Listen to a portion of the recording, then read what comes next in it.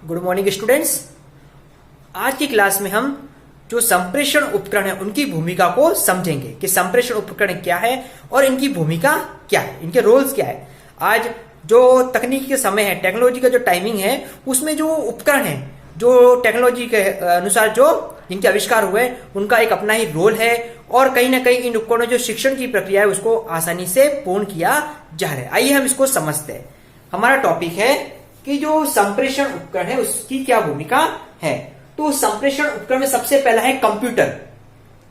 Computer आज के समय की मांग है और आज के समय की जरूरत है और इसी कंप्यूटर के माध्यम से शिक्षण को और बेहतर रूप से पूर्ण किया जा सकता है। आज विद्यालय में कंप्यूटर की शिक्षा दी जाती है, आईसीटी की शिक्षा दी जाती है और इसमें जो विभिन्न सॉफ्टवेयर होते हैं, एप्लीकेशन होते हैं, उनकी जानकारी दी जाती है और इन सॉफ्टवेयर और एप्लीकेशन का किस तरह से उपयोग करना, शिक्षण में इसका किस तरह से उपयोग किया जाता है, ये सारी बातें बताई जाती है और अपनी फाइल, अपने असाइनमेंट कंप्यूटर के माध्यम से कैसे पूर्ण किए जाते हैं, ये सारा का सारा नॉलेज कंप्यूटर के माध्यम से आता है। तो अपने जो कार्य को बेहतर ढंग से पूर्ण कंप्यूटर के माध्यम से किया जा सकता है। अगला है इंटरनेट की भूमिका।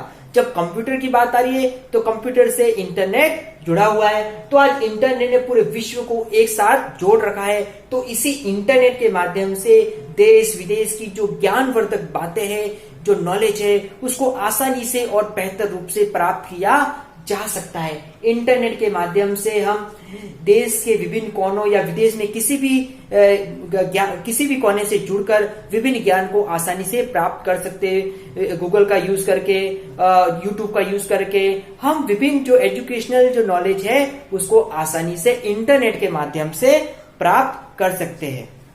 तीसरा है ओएचपी यानी कि ओवरहेड प्रोजेक्टर की भूमिका। जो ओवरहेड प्रोजेक्टर है इसका प्रयोग शिक्षक अपने शिक्षण के अंतर्गत कर सकता है और उस ओएचपी के माध्यम से विभिन्न जो चित्र है, मानचित्र है, विभिन्न आंकड़ों को एक स्क्रीन पर प्रस्तुत करके शिक्षण कार्य बेहतर ढंग से कर सकता है। अगला है स्लाइड प्रोजेक्टर की भूमिका।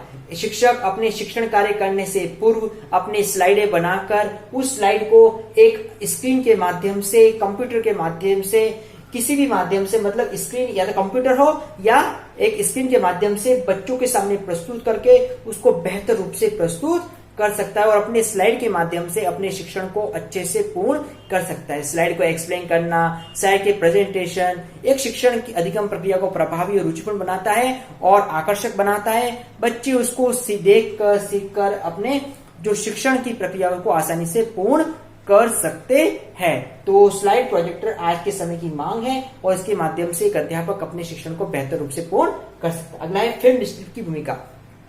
फिल्म स्ट्रिप के माध्यम से विभिन्न जो तथ्य होते हैं, घटनाएं होती है, बहुत सी ऐसी एजुकेशनल नॉलेज है, उसको बच्चों के साथ साझा हम कर सकते हैं। अगला है टेली कॉन्फ्रेंसिंग की भूमिका।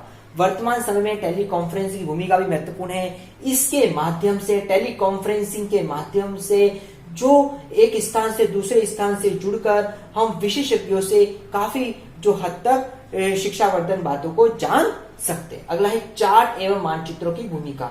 चार्ट एवं मानचित्रों को हमने इस संप्रेषण में जोड़ा है और इसके माध्यम से जो ज्ञान है उसको वास्तविक रूप से प्रस्तुत किया जा सकता है और चार्ट और मानचित्र से हम एक सहज रूप से जो नॉलेज है वो बच्चों के सामने प्रस्तुत कर सकते हैं। अगला है प्रतिरूपों की भूमिका।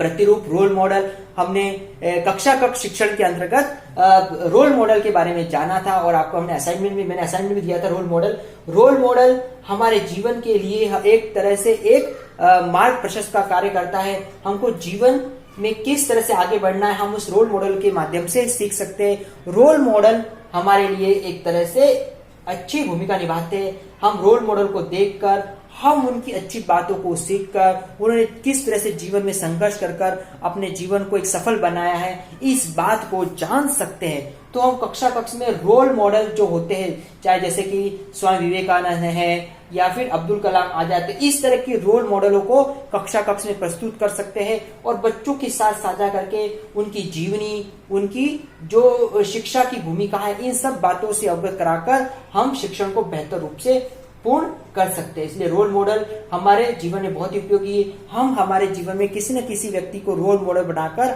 हम उसका अनुसरण करके हम अपने आप को बेहतर बनाने की कोशिश करते हैं। अगला है टेलीविजन की भूमिका।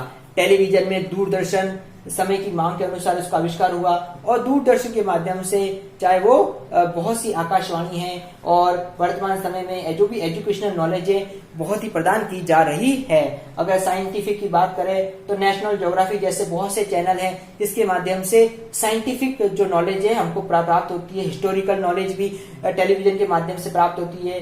इस तरह से योगा संबंधी भी ज्ञान है उनको टेलीविजन से प्राप्त होता है। तो बहुत सी ऐसी नॉलेज है जो टेलीविजन के माध्यम से बच्चों तक पहुंचाई जा सकती है और शिक्षण अधिगम प्रक्रिया को प्रभावी और आकर्षक रूप से प्रस्तुत किया जा सकता है। इसलिए हम कह सकते हैं कि वर्तमान समय में टेलीविजन की बहुत ही भूमिका है और बिना मतलब आसानी से और सहज रूप से हम बच्चों तक इसको पहुंचा सकते हैं और बच्चा घर बैठे भी इसके माध्यम से अपना शिक्षण कार्य आसानी से पूर्ण कर सकता है। अगला है वीडियो।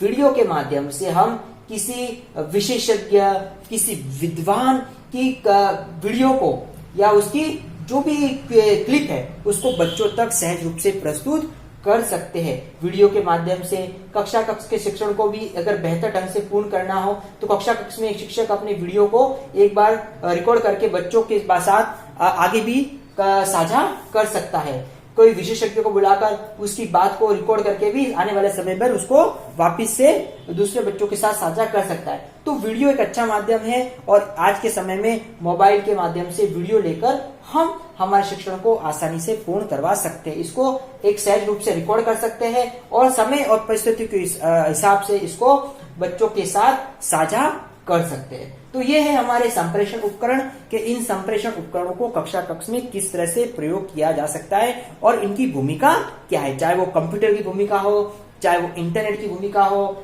OSV ओवरहेड प्रोजेक्टर की भूमिका हो, स्लाइड प्रोजेक्टर की भूमिका हो, फिल्म स्ट्रिप की भूमिका हो, टेलीकॉन्फ्रेंसिंग की भूमिका हो, चार्ट एवं मानचित्रों की भूमिका हो, प्रतिरूपों की भूमिका, टेलीविजन की भूमिका और वीडियो की भूमिका।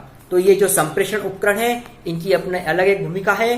तो ये अपना कार्य तभी करेंगे जब शिक्षक जो है इसके लिए अवेयर रहेगा और इसके लिए जागरूक रहेगा। जब शिक्षक इसके लिए जागरूक रहेगा तो इसका प्रयोग हम बेहतर ढंग से कर सकते हैं और हमारी जो शिक्षण प्रक्रिया है उसको आकर्षक और रुचिपूर्ण तरीके से पूर्ण कर सकते हैं। इसलिए एक शिक्षक होने के नाते हमको कक्षा कक्ष शिक्षण के साथ साथ इन उपकरणों का भी समय समय पर प्रयोग करना चाहिए। Thank you students. जैसा कि अब आपको पता है कि ये जो समय चल रहा है इस समय ने हमको काफी कुछ सिखा दिया है। ये समय हमारा कोरोना का समय है और इस समय ने अब हमको सतर्क रहना सिखा दिया है।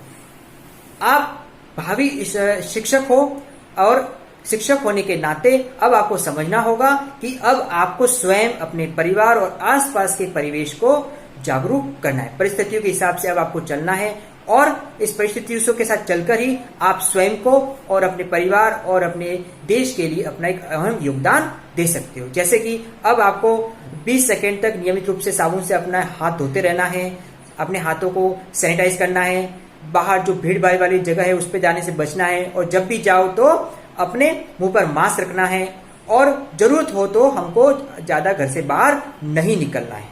साथ ही हमको जो अनावश्यक वस्तु है, अनधिकृत वस्तु है, जैसे उनको छूने से बचना है। जैसे कि हैंडल, जो दरवाजे होते हैं, कमाड़ होते हैं, इनको छूने से बचना है। ये छोटी छोटी सावधानियों से को ध्यान में रखकर ही हम कोरोना से बच सकते हैं, स्वयं को बचा सकते हैं और अपने परिवार को एक सिक्योर लाइफ दे सकते हैं। Thank you. आज का आपका गृह कार्य है संप्रेषण उपकरणों की भूमिका को बताइए। आज की कक्षा में हमने जाना कि संप्रेषण के उपकरण कौन कौन से हैं, कि इनके माध्यम से संप्रेषण होता है और उनकी भूमिका क्या है। इसके बारे में आपको अपना गृह कार्य करना है।